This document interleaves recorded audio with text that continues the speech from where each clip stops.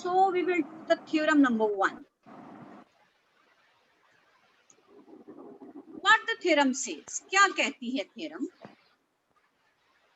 कि अगर आपके पास P एक projection है, projections on a, we are only talking about the projections on a Banach space here.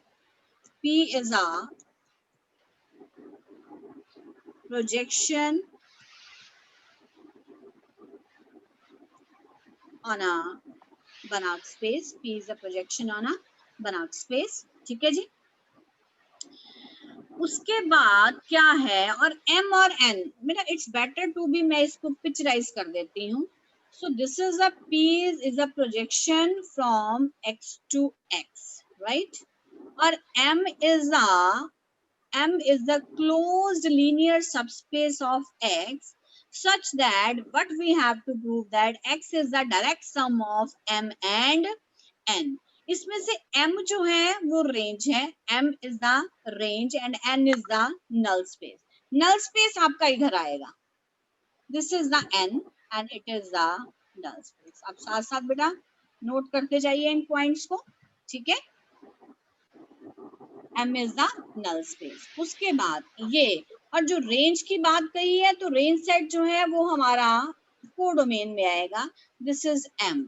This is the range space. This is the range space, right? अब उसके बाद क्या करना है हमें, अब दो एक और पॉइंट इसमें मेंशन किया है, ये क्या है? क्लोज्ड. ये भी क्या है? क्लोज्ड. अश्विंदर आपका ध्यान नहीं है बेटा, क्लोज्ड है ये, राइट? सो दोनों स्पेसिस क्या दी हैं हमें? क्लोज्ड दी हुई है. This was N, this was M. This is a projection from X to X, right? And these two spaces are closed. ये भी closed है और ये भी closed है. Now what is the question? Question क्या है कि जो पूरी space M है, it is the direct sum of M and N. जब भी हम direct sum को mathematically represent करते हैं तो यहाँ पे बच्चे circle आता है, ठीक है? हम इसको encircle कर देते हैं प्लस को. So what does it mean? X is the direct sum of M and N. Actually मतलब क्या है इसका कि every element of X can be uniquely represented as the sum of these two spaces. So you can take here, I suppose I will take the point Z. If I have taken Z belongs to X, then Z is the direct sum of M and N. It means Z is uniquely represented as X plus Y. Clear? I hope the definition or statement of the theorem is very much clear to all of you. So I am coming to the proof. So given क्या है, अब answer में सिर्फ हमें सिर्फ एक ही चीज prove करनी है, the result if and only if नहीं है. So we will go one by one. सबसे पहले अब जो दिया है पहले उसके बारे में लिखेंगे. अब देखो P प्रोजेक्शन है, P is a projection, right? तो ये दो प्रॉपर्टी सेटिस्फाई करेगा. What? P square is equal to P and number 2 P is right. So ये जो दिया था उसके हिसाब से हम लिखते जाएंगे. ये मेरा एक पार्ट हो गया. उसके बाद क्या लिखा उन्होंने? M is the range. So we will define M is the range. How you will define the range? Range. अब T नहीं है ऑपरेटर, ऑपरेटर का नाम P है. क्या है नाम? P. So this is Px and here is X belongs to X. So ये range के एलिमेंट्स है. You can specify in the figure. ये देखो ये P है, ये X है, इधर भी आपका क्या है? X है. तो यहाँ एक पॉइंट लिया और इसकी इमेज यहाँ पे क्या आएगी? Px, right? चलिए उसके बाद and null space. Null space it is a set of all those elements whose बोलिए image is equal to whose 0. image under the operator is 0. So ये डोमेन का पार्ट है. X belongs to X such that Px is equal to 0. So ये दो हमारे पास, और हमें बेटा we have already proved these two spaces are always closed spaces. These two spaces are always closed spaces. Clear? So now the question is that, क्या question है? अब हमने जो जो गिवन है वो हमने सब लिख लिया है. अब what we want to prove, that is x is equal to m plus n, that is every vector, ये टू प्रूव में आएगा, that is every vector z belongs to x can be uniquely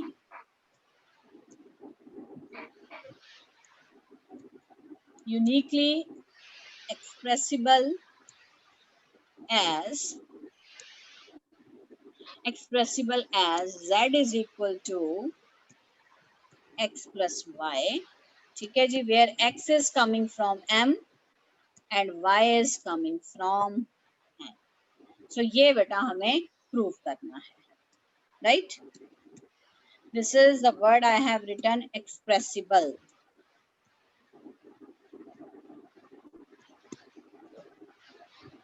Right? चलिए, उसके बाद अब क्या है, सबसे पहले कहाँ से पॉइंट शुरू करें? स्टेप्स बना लो बेटा, क्योंकि थ्योरम काफी लंबी है, इसमें स्टेप्स बनाते हैं. Step number 1.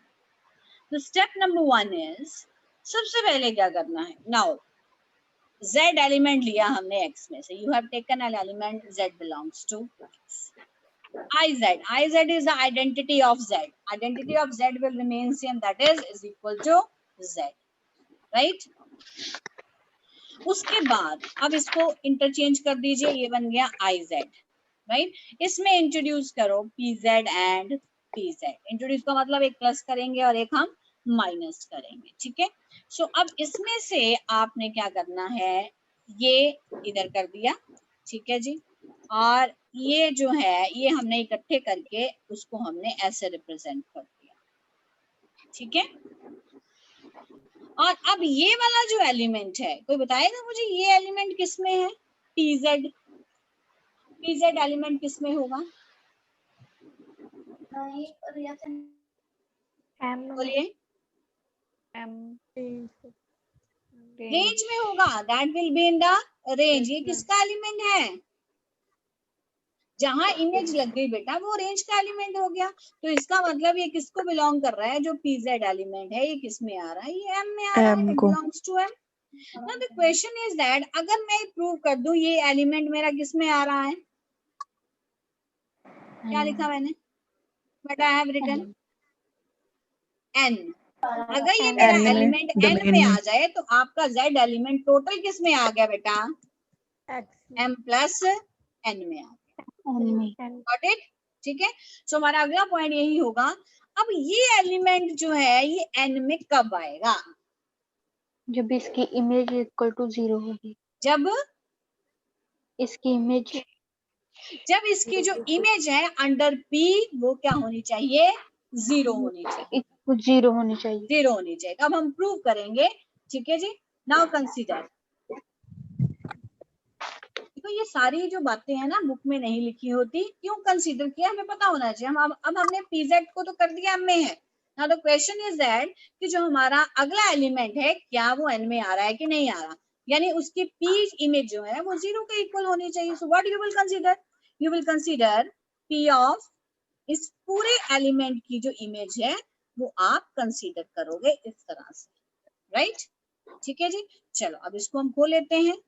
p iz minus pz. p अंदर ऑपरेट कर देंगे.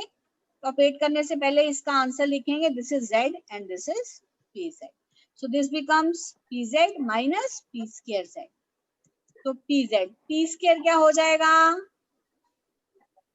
क्या हो जाएगा? p हो जाएगा, right? So what you will get? You will get the answer 0. Why it is p square? Because we have given that p square is equal to p. P is a projection, right?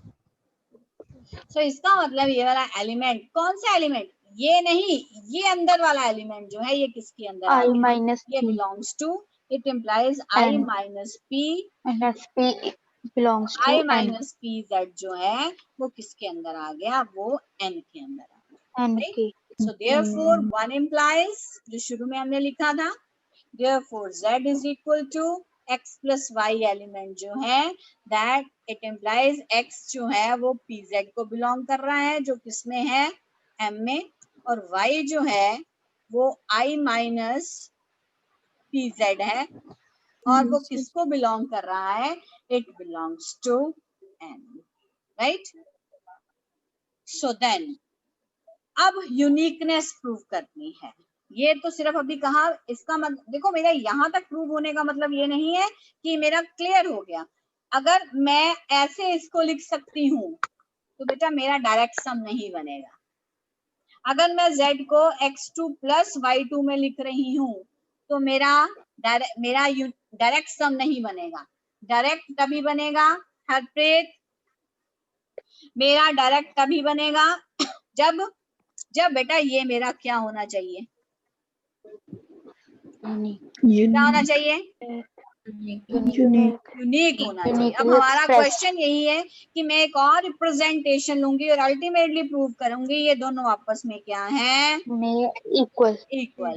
सो अगला heading आप देंगे uniqueness of this representation.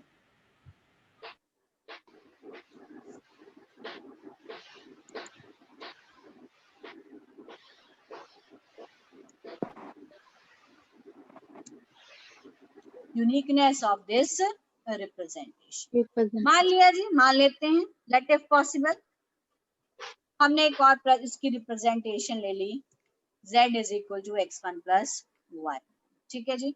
और हमें पता है z क्या है, pz plus i minus pz, ये हमारे पास है। और x1 कहाँ से आ रहा है हमारा m में से, और y1 कहाँ से आ रहा है n में से, ठीक है जी। अब रिप्रेजेंटेशन तो किसकी है, दोनों रिप्रेजेंटेशन किसकी है, z की, ये भी रिप्रेजेंटेशन z की है, ये भी z की रिप्रेजेंटेशन है। नेक्स्ट, सो pz, हमने pz लिखा, z की वैल्यू आपके पास पड़ी है x1 प्लस y1, ठीक है जी, क्लियर। सो ये अंदर गया, this is px1 plus py1, right. अब ये वाला जो हिस्सा है ये किसको जाता है, n को। अगर ये n को जाता है तो इसका मतलब इसकी इमेज जो है वो 0 आनी चाहिए, तो ये वाला हिस्सा क्या बन गया, 0। So you are only left with px1, you are only left with px1. So what you have proved, you have proved pz is equal to px1, right। अब अगला पॉइंट क्या है, अगला पॉइंट ये है, now we claim that, इसको अभी side पे रखते हैं। now we claim that, what we want to claim, कि जो हमने ये क्लेम करना है pz की वैल्यू किसके बराबर है, x1। The value of pz will be only equal to x1। कैसे, देखो p स्क्वायर p के बराबर है तो p स्क्वायर x1 हमने इंट्रोड्यूस कर दिया दोनों तरफ, राइट, क्लियर। अब इसको एक साइड पे ले आइए सारा का सारा, तो this is p square x1 minus p x1 is equal to 0, right. So यहां से बच्चे आपका p जो है कॉमन आता है, p कॉमन आ गया, अंदर आपका बचा p माइनस आई, और x1 भी मैंने निकाल दिया equal to 0, got it, common ही निकाला और कुछ नहीं किया। अब मैं इसको इंटरचेंज कर रही हूँ, माइनस आएगा, माइनस आपका वैनिश हो जाएगा, तो ये बना p i minus p, here is i minus p, और यहाँ पे x1 इज इक्वल टू 0, ठीक है। so, क्या स्टेप लिखा आपने लिखा p of I minus p, here is x1 is equal to 0. What does it mean? It implies, अब आपके पास, अब ध्यान से देखना है कि ये देखो किसी एलिमेंट की इमेज 0 आ गई, वो एलिमेंट किसके अंदर आया, किसके अंदर आया, n के अंदर। I minus p x1 element जो है वो किसको बिलोंग कर गया, that belongs to the null space of p, this is nothing but the null space of p, ठीक है जी। अब मैं इसको अंदर ले जाती हूँ, so what does it mean, it implies ये बन गया x1 minus ix1 minus px1 belongs to np. It implies अब आप इसको चाहे प्लस कर दो चाहे माइनस कर दो, इसको फिर इंटरचेंज कर दिया, तो बन गया px1 और ix की इमेज x ही रहेगी, x1 रहेगी, so this belongs to np. All steps are not mentioned in the book. ठीक है जी, तो ये हमने कर दिया, ये np में आ गया एलिमेंट, राइट. उसके बाद अब बट वो कह रहे हैं कि px1 माइनस x1 जो एलिमेंट है वो किस में है, वो rp में है, that is in the range of p.